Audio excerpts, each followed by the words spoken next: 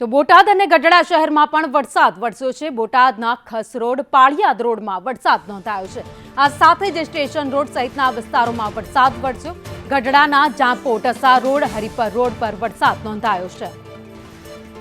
વધુ અપડેટ સાથે સંવાદદાતા અશ્વિન મકવાણા મારી સાથે જોડાયા છે। અશ્વિન, વહેલી સવારથી જ બોટાદના વાતાવરણમાં પલટાની સાથે જ વરસાદની શરૂઆત।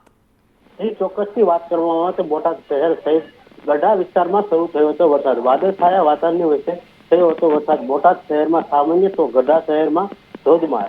બોટાદ શહેરમાં ખસરોડ હોય કે સ્ટેશન રોડ હોય કે વિસ્તારો સહિતમાં વરસાદનો માહોલ। ગઢડા વિસ્તારમાં બોટાદ જાપો હોય કે ઢસા રોડ હોય, હરિપર રોડ હોય, આ વિસ્તારમાં પડી રહ્યો છે ધોધમાર વરસાદ। 2 દિવસના વિરામ બાદ બોટાદ જિલ્લામાં ફરીથી વરસાદ શરૂ થયો।